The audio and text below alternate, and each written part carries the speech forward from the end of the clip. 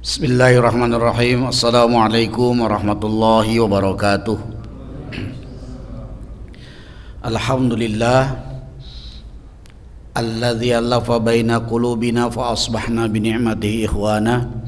Asyhadu an la ilaha illallah wahdahu la syarikalah wa asyhadu anna Muhammadan abduhu wa rasuluhu la nabiyya wa la rasula ba'dah.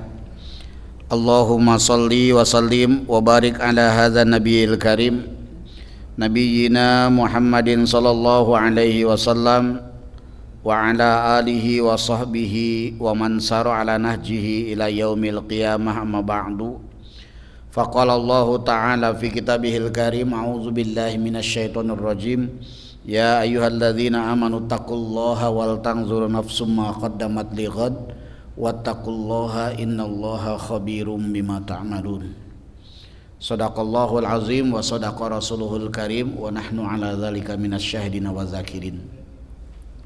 Hadirin yang dirahmati Allah Subhanahu wa taala, hari ini kita berada di tanggal 3 Sya'ban. Bahasa Jawanya itu ruah. Kenapa kok dinamakan ruah? Konon katanya ruah itu diambil dari kata-kata ngeluruh arwah. Maka ada budaya Jawa di akhir bulan ruah nanti itu mengadakan sadran. Sadran itu diambil dari kata-kata sodrun. Ya, jadi ngeluruh arwah dengan datang ke makam. Ke makam mengingat tentang kematian.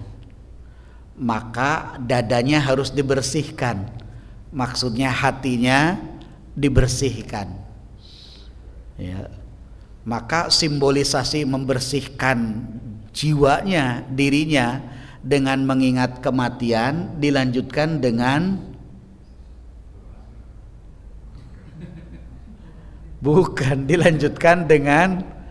apa namanya itu, mandi itu padusan. Nah, padusan, ya. Nah, padusan itu simbolisasi bahwa dirinya sudah dalam keadaan bersih, siap untuk memasuki bulan Ramadan. Simbolisasinya begitu.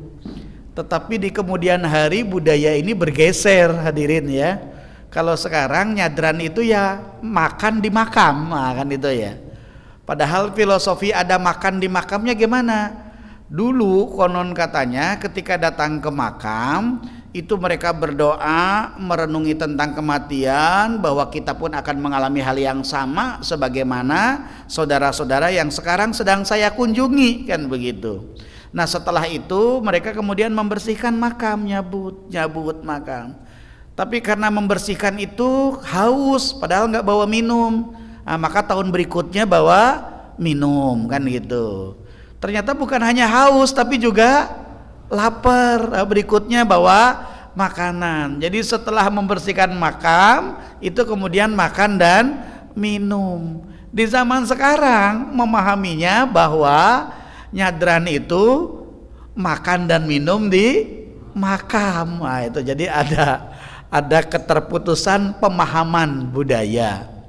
Asalnya baik, asalnya positif, hadirin yang dirahmati Allah, tapi di kemudian hari karena ada keterputusan pemahaman, ini mesti menjadi budaya yang harus dievaluasi, ya. Apakah secara syariat itu sesuai dengan syariat atau tidak. Mungkin kalau dikembalikan dengan perilaku budaya yang dilakukan oleh orang terdahulu itu sangat positif. Konon katanya yang membuat nama-nama bulan itu kan Sultan Agung, begitu ya. Jadi bagaimana Sultan Agung menjawakan bulan-bulan Islam sehingga bisa dihayati oleh masyarakat Jawanya, di mana pada saat itu Sultan Agung menjadi pemimpin tanah Jawa, kira-kira begitu. Nah, hadirin yang dirahmati Allah, kita tidak akan berbicara diskusi tentang masalah budayanya, tetapi kita pahami bahwa filosofi itu menjadi menginspirasi kita bahwa bagaimana orang zaman dulu pun di Jawa mempersiapkan ketika akan memasuki bulan Ramadan, sampai dengan mereka membuat perilaku-perilaku yang itu menjadi simbol kesiapan mereka memasuki bulan Ramadan. Nah, kalau orang zaman sekarang ya, mungkin karena adat pun sudah menjadi sesuatu yang ditinggalkan oleh mereka, sehingga ketika hadir Ramadan itu dianggap sebagai sesuatu yang biasa-biasa saja, mengalir begitu saja tanpa persiapan ya. Padahal Rasulullah sendiri di bulan Rajab dan bulan Sa'ban itu dijadikan sebagai bulan persiapan untuk memasuki bulan Ramadan. Maka kenapa Rasulullah selalu berdoa, Allahumma barik lana fi Rajaba wa Sya'bana wa balighna Ramadan. Itu karena harapan agar Ramadan yang ditemuinya itu menjadi Ramadan yang produktif, Ramadan yang muntijah, Ramadan yang berhasil, kan begitu. Bukan hanya sekedar ritual-ritual biasa, tapi kita harus mengambil makna ya. Nah, hadirin yang dirahmati Allah Subhanahu wa ta'ala, coba kita tinjau secara filosofi ya. Kita mungkin kerap membuat titik temunya itu puasa itu dengan nama bulannya, padahal sesungguhnya puasa itu tidak ada hubungan dengan nama bulannya, tapi hubungan puasa itu adalah dengan peristiwa yang ada pada bulan itu ya. Karena kalau kita menganggap puasa itu punya keterkaitan erat dengan bulannya ya, bulan itu sendiri sudah ada sebelum puasa itu diwajibkan, dan nama bulan itu diduga kuat tidak terkait dengan peristiwa puasanya, tapi lebih terkait dengan fenomena atau gejala alam yang ada pada masa itu ya. Puasa Ramadan itu baru diwajibkan tahun kedua Hijriah, sedangkan nama-nama bulan Muharram, Safar, Rabiul Awal, Rabiul Akhir, Jumadil Awal, Jumadil Akhir, Rajab, Sya'ban, Ramadan itu sudah dikenal oleh masyarakat Arab kuno konon di tahun ke-5 Masehi. Jadi jauh sekali antara pengenalan mereka terhadap nama bulan dengan kewajiban puasa yang ditetapkan oleh Allah pada bulan Ramadan. Jadi kewajiban puasa itu tidak terkait dengan nama bulannya, tapi terkait dengan peristiwa yang terjadi pada bulan itu. Nah, kalau kita merujuk kepada surat Al-Baqarah ayat yang ke-185, Allah mengatakan syahrul ramadhan alladzi unzila fihil Qur'an hudal linnasi wa bayyinatin minal huda wal furqan faman syahida minkumus syahra falyasum. Maka kita akan jadi faham bahwa keterkaitan puasa dilakukan pada bulan Ramadan karena pada bulan Ramadan itu Allah menurunkan Al-Qur'an. Syahrul ramadhan alladzi unzila fihil Qur'an. Pada bulan Ramadan lah Al-Quran diturunkan. Nah, di penggalan berikutnya, faman syahida, barang siapa yang melihat minkumus syahra, bulan itu, falyasum, maka hendaklah ia melakukan puasa. Jadi titik temunya puasa itu bukan dengan bulan Ramadannya, tapi dengan Al-Quran. Dengan Al-Qur'annya. Kebetulan Al-Qur'an diturunkan pada bulan Ramadan. Walaupun dalam Islam tidak ada kebetulan, itu sudah skenario Allah.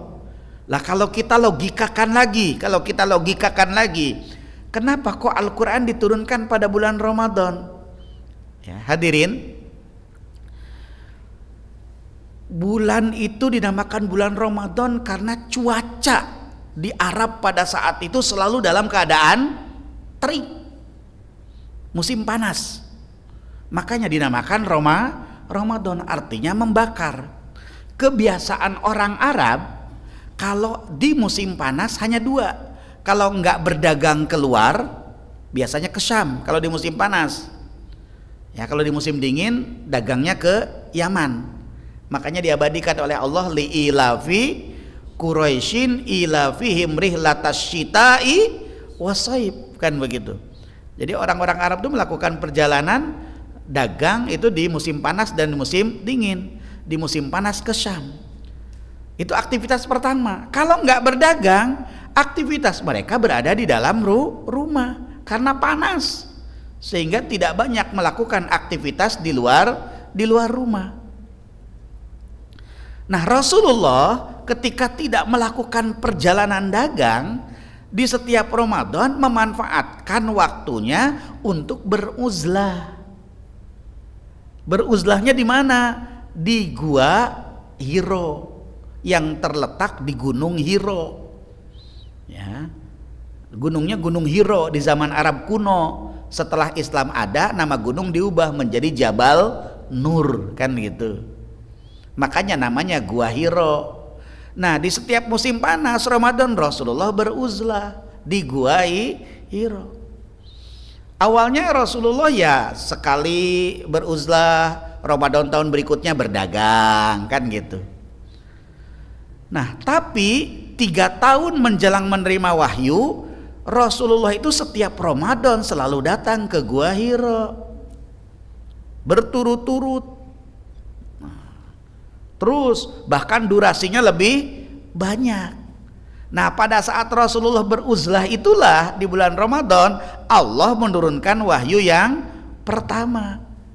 Iqra bismi rabbikal ladzi khalaq, khalaqal insana min 'alaq, Iqra wa rabbukal akram alladzi 'allama bil qalam, 'allamal insana ma lam ya'lam.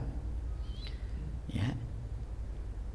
Jadi kita bisa melogikakan, oh kenapa Al-Quran turun di bulan Ramadan? Karena Rasulullah punya kebiasaan beruzlah di bulan Ramadan.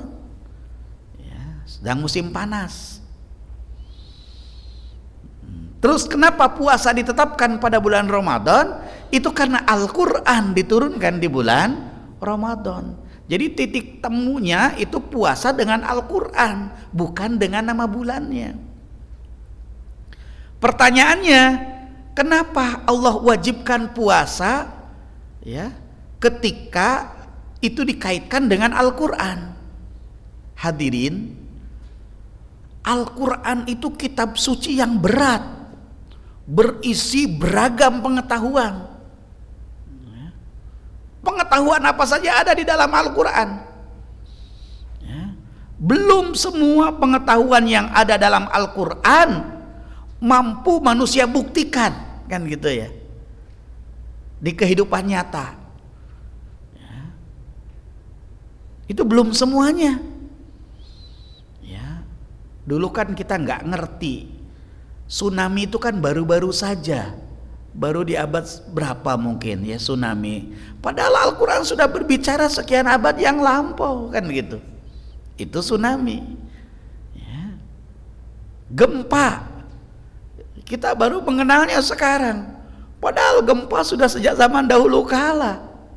Ya, kaum Samud aja dihancurkannya dengan gempa dahsyat, kan gitu. Sudah berbicara lama. Jadi Al-Quran itu berat. Orang yang bisa memahami Al-Quran itu adalah orang yang memiliki hati yang bersih. Ketika memiliki hati yang bersih, maka isi Al-Quran bisa dia fahami dengan baik. Nah, untuk membersihkan hati itu, jalannya salah satunya adalah dengan melakukan puasa. Ya, dengan puasa. Maka puasa itu bukan hanya dikenal di masa Islam. Puasa itu dikenal di masa Romawi dulu. Ya, dan puasa dijadikan oleh mereka sebagai proses ritual. Ya, puasa itu dilakukan proses ritual. Katolik juga memahami ada puasa, Nasrani, Buddha juga memahami adanya puasa. Ya, tapi puasa mereka memang itu bagian dari proses ritual yang mereka lakukan. Maka ketika Islam hadir, Allah tetapkan puasa itu sebagai ibadah yang wajib dilakukan oleh setiap muslim. Nah, hadirin yang dirahmati Allah Subhanahu wa taala, Disinilah maka kesadaran itu harus muncul bahwa puasa punya erat kaitannya dengan Al-Quran. Maka kenapa bulan Ramadan disebut dengan Syahrul Quran, bulan Al-Quran. Nah hadirin yang dirahmati Allah Subhanahu wa ta'ala, ada 4 hak Al-Quran yang harus kita tunaikan. Yang pertama adalah membacanya, ya. Membaca Al-Quran itu memiliki nilai pahala, 1 huruf saja. Kalau baca koran kagak ada pahalanya, ya. Kalau kita membaca 1 huruf koran itu tidak berpahala, ya. Karena koran tidak berhak mendapatkan pahala. Nah, kalau kita ingin mendapat pahala dari koran adalah bacaan yang kita itu kemudian memberikan manfaat kepada orang lain. Nah perbuatan kita memberikan manfaat itulah yang dipahalai oleh Allah. Berbeda dengan Al-Quran. Jangankan perbuatan baik yang kita lakukan sebagai dampak dari baca Quran, bacanya saja 1 huruf saja itu sudah bernilai pahala. Jadi alif lam mim itu berapa itu kira-kira?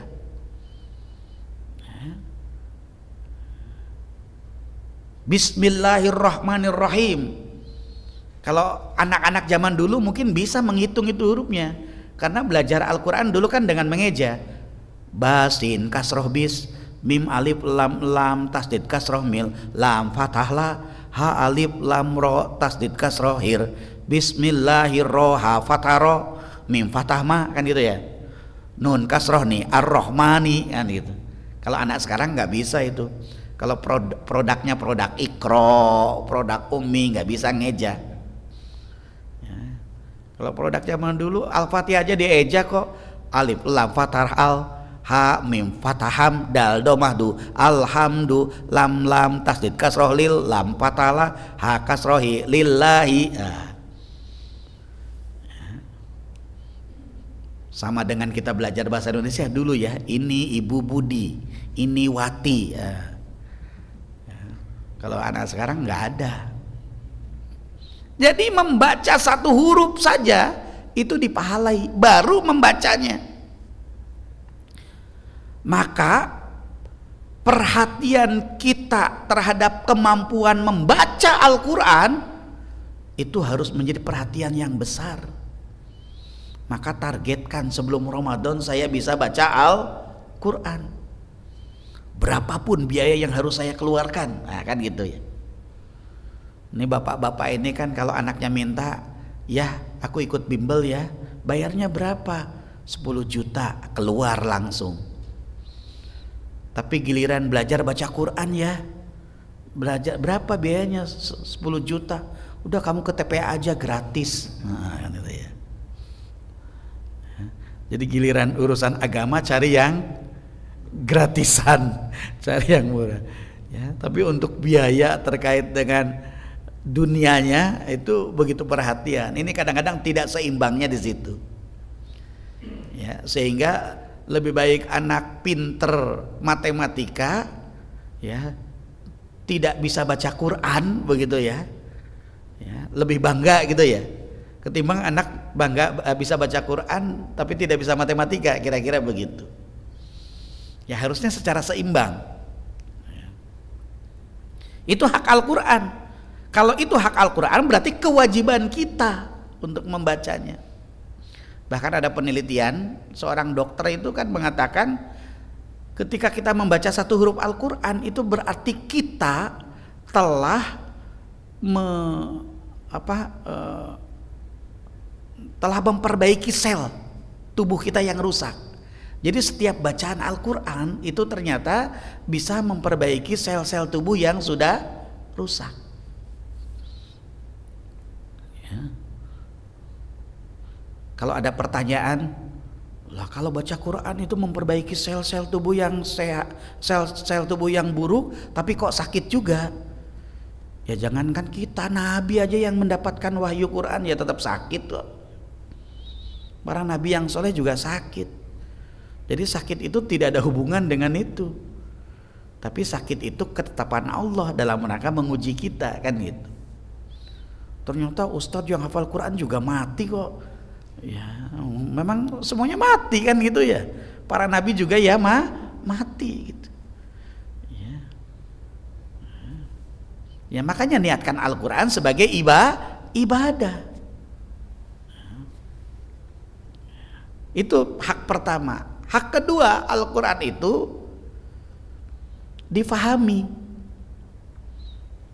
isinya difahami.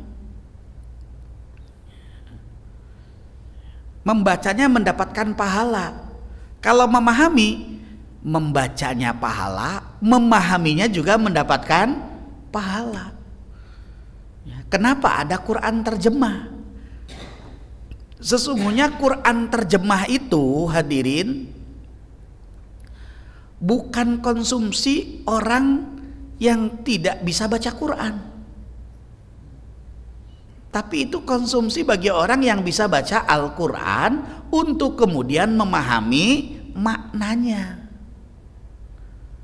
Nah sekarang kebalikan sudah hatam Quran, sudah cuman artinya doang, nah gitu ya. Karena Arabnya tidak bisa baca, jadi yang dibaca artinya saja sampai hatam. Nggak bisa baca Arabnya, kan keliru gitu. Jadi terjemah itu alat bantu agar kita bisa memahami apa yang kita baca. Karena bahasa Arab bukan bahasa kita, bukan bahasa Indonesia gitu ya, bukan bahasa komunikasi kita. Kita komunikasinya pakai bahasa Indonesia, maka dibantu dengan terjemahan. Itu hak yang kedua sekaligus kewajiban kita. Ketika kita tidak punya kemampuan, sekarang media untuk itu sangat banyak. Kalau ingin talaki ya datangi guru, datangi majelis-majelis taklim, ya. Ya kalau tidak ya bisa mendengarkan lewat YouTube, ya, lewat apa saja gitu ya. Sekarang mudah kita untuk bisa belajar sekaligus menunaikan kewajiban kita memenuhi hak Al-Quran. Nah yang ketiga, hak Al-Quran itu dihafalkan, ya. Maka betapa banyak hadis Rasulullah Shallallahu Alaihi Wasallam yang memberikan keutamaan kepada para hafizul Quran. Walaupun menghafal Quran itu ketika tidak mampu ya tidak harus 30 juz. Juz 30 juga nggak apa-apa. Yang tidak boleh itu justru itu tidak hafal-hafal.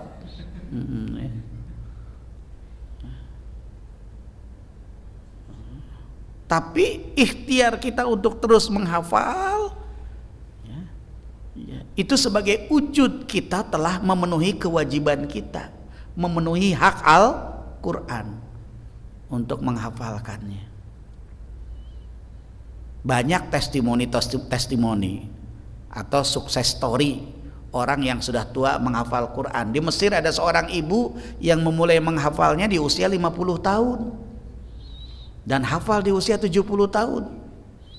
Ketika dia memulai menghafal, ya Allah, kalau Engkau masih mentakdirkan aku hidup sampai dengan Al-Quran ini selesai aku hafalkan, maka itu adalah keberkahan darimu.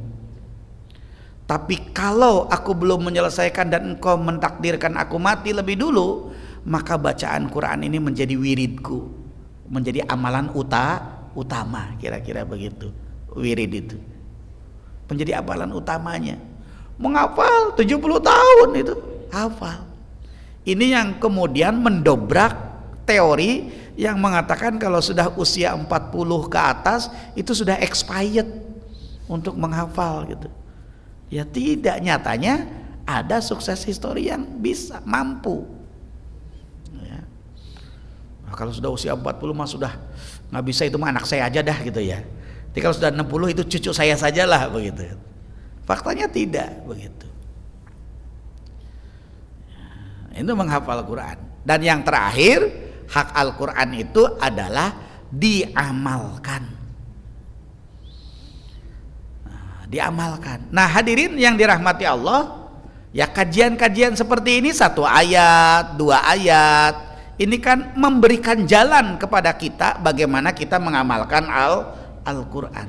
Pada saat kita tidak mampu memahami secara mandiri, maka majelis taklim itu menjadi alat bantu kita untuk bisa memahami ayat sampai ke tingkat mengamalkannya. Nah, ini hak-hak Al-Quran.